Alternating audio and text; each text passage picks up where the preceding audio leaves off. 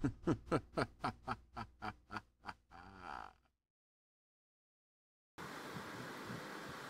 what's up YouTube? Big Mike here. I'm doing a little quick video while I wait for the Jeep to cool down. You'll see the other video while I'm waiting for it to cool down, but real quick, these are some basic tools I think every household should have in it at least. One being a nice hammer. A nice little claw hammer always comes in useful. Little torpedo level always comes in handy for them great projects. Now, little tip, if you got a level with an aluminum frame like this one, do not put it or drag it against your walls. You might want to put some paint or tape across that aluminum frame first. Sometimes it will mark up the walls. Now, these multi-tip screwdrivers, they're great in a pinch. One thing I have against them is tips. Break a tip, you pretty much ruin the screwdriver. Not a lot of places actually sell replacement tips for these. So you can find them out there, but again, I'm not a big multi-tool kind of guy. I like this because it's one less thing I have to carry around on the jobs with me sometimes. But the thing that sucks is it breaks, you're out all those tools. Flathead screwdriver, pretty basic, simple. Nice number 2 Phillips.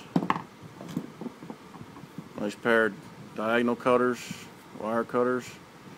I like this brand they came out with from Crescent for high impact cutting. Sometimes I got to cut through some bigger wire and bolts. These actually give you a lot more extra leverage, and I've used these on the industrial setting, and they do survive, and they did hold an edge. Pair of channel locks, tape measure, and a good drill. Now, when it comes to buying tools, you know, there's a lot of different brands out there, cheaper than others, and more. You can go real expensive if you want. Now, if you're just doing everyday things around the house, you can buy an inexpensive tool set. You don't have to buy the top of the line tools. I would stay away from dollar store tools unless, you know, you're on the side of the road or somewhere and it's the closest thing to you and you need to get out of a pinch. Awesome.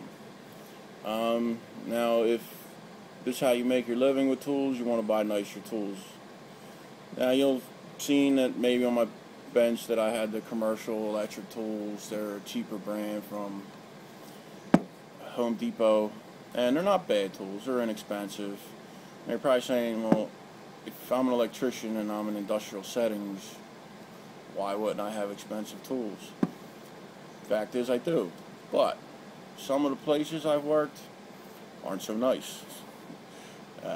Oil refineries, chemical plants, wastewater treatment facilities, and some of these places highly corrosive, a lot of dangerous chemicals and everything. I don't want to take a real expensive tool in there because it's just going to destroy them anyway. I made that mistake first time I worked in the chemical plant. I was re-oiling my tools every week because whatever was in the air down there would rust my tools out by the end of the week, and I wouldn't be able to open my pliers or anything like that. So sometimes, depending on the location of where you're using your tools, you might not want to take top-of-the-line tools with you. So, I mean, you got to use your better judgment on that. And like I said, for around-the-house use, you can go with a cheaper brand tool. Nice starter kit at a tool store. I said, dollar stores, even sometimes Kmart and Walmart ain't bad, but be real picky and choosy. Remember, it's your hands on that tool.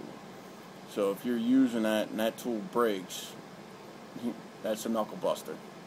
That's skin knuckles, that's broken fingers, bruises. Now, someone like me, been working around tools a lot my whole life. Skin on my hand, pretty much shoe leather at this point. I can take a lot more knuckle banging than you can. Has its up points, has its downsides, but just remember, safety first, good tools, save your hands. Now, while I'm waiting for the Jeep to cool down, I figured I'd take you around and show you some things I've done to it. Alright guys, inside the Jeep here, you see this 3-inch extension on my shifter. Being a taller guy, I find them more comfortable, and other people that have been in my Jeep that about average height, they actually find them more comfortable too. I think I got it off Quadratec. Actually makes a nice comfortable ride for the shifting. I don't have to reach down as far. You see the pedals down there. I picked them up on clearance a long time ago. They just slip on with these little metal fingers. You bolt them down. The rubber was missing off the Jeep when I got it. In the rain, out mudding, things like that, don't want your feet slipping off. So that was a quick, easy fix. Put this steel lock box in here, center console.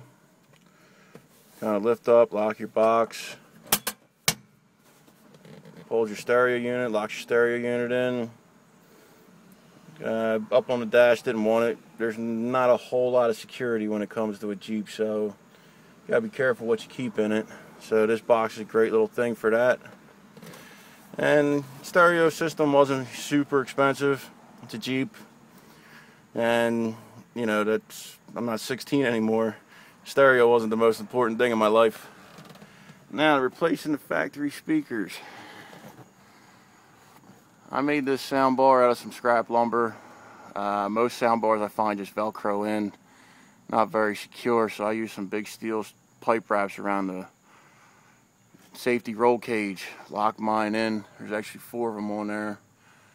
These speakers, not expensive. Picked them up for $30. Sound great for what I use it for. Now the box is a 3/4 plywood, and I did an epoxy resin all around and carpeted it.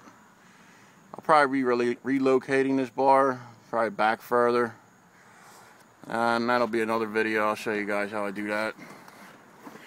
I did buy a new soft top for it. Mirror relocation brackets. I want to get some different mirrors though to stick them out further. And then right down in here you see these big old spark plug wires. The live wires with cap and rotor. It matches, I don't know if you guys can see it, but down there I have what's called a Screaming Demon coil. And basically these little straight 4-cylinders, they don't have a lot of power for going up and down hills, and I didn't buy this thing to win a race.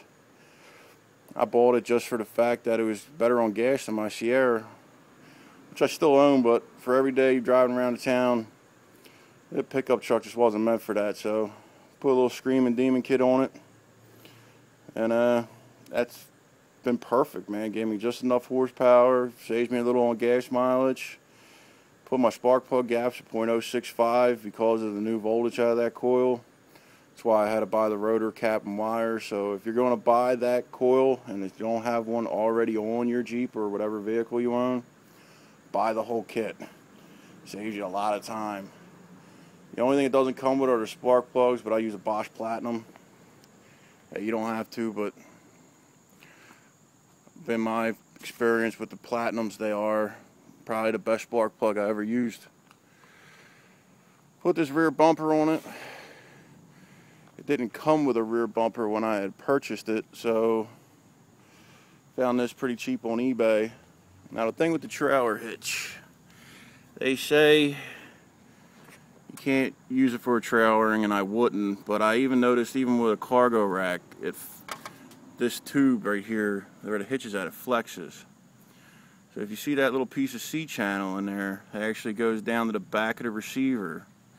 What I did is I welded that to the actual frame part of the Jeep here. This bar goes under the frame, and then I welded it down there at the base of the receiver, and what it does is it doesn't allow it to rock back and forth like this and flex like it was. So that's one way of stiffening them up if you do have a Jeep. You don't have to weld it to the receiver, but you can then just have the metal touching it and then just go right to the little brace there.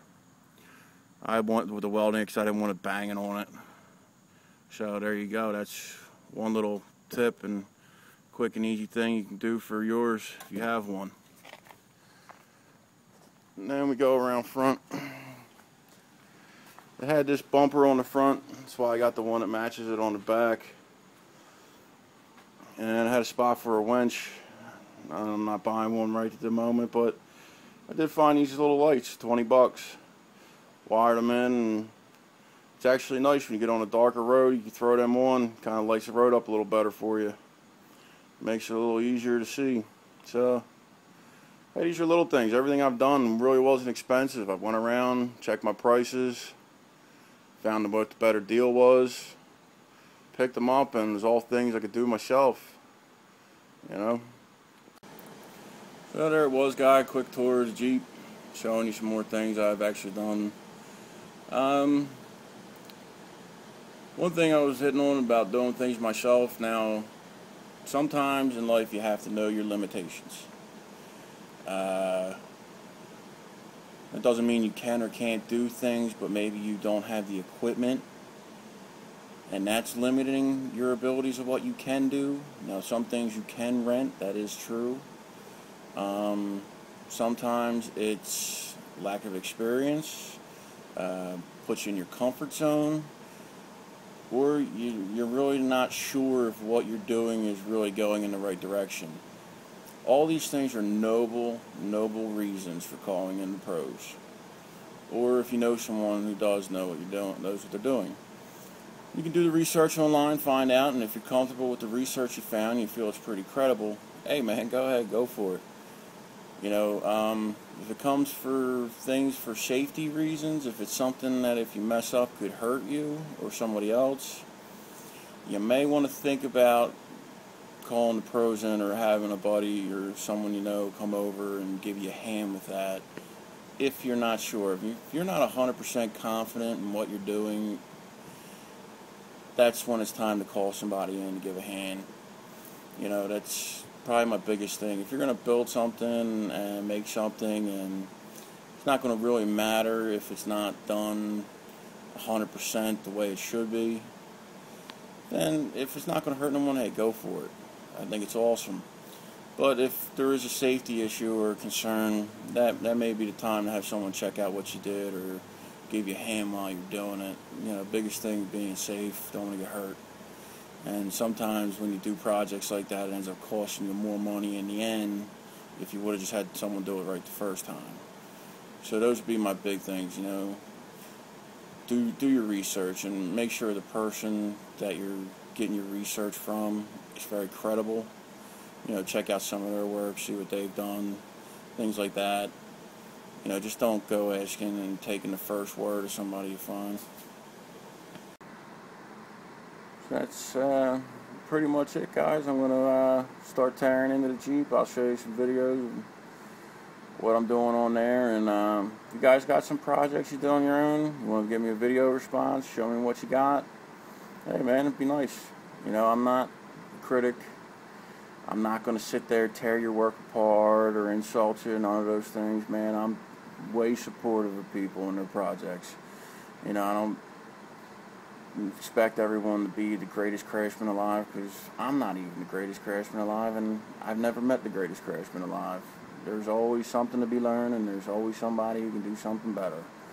You know, and I'll just be looking forward to seeing what you guys came up with. You know what I mean? Everybody's got a great idea and something to add, and that's what I like. So I'll be seeing you guys.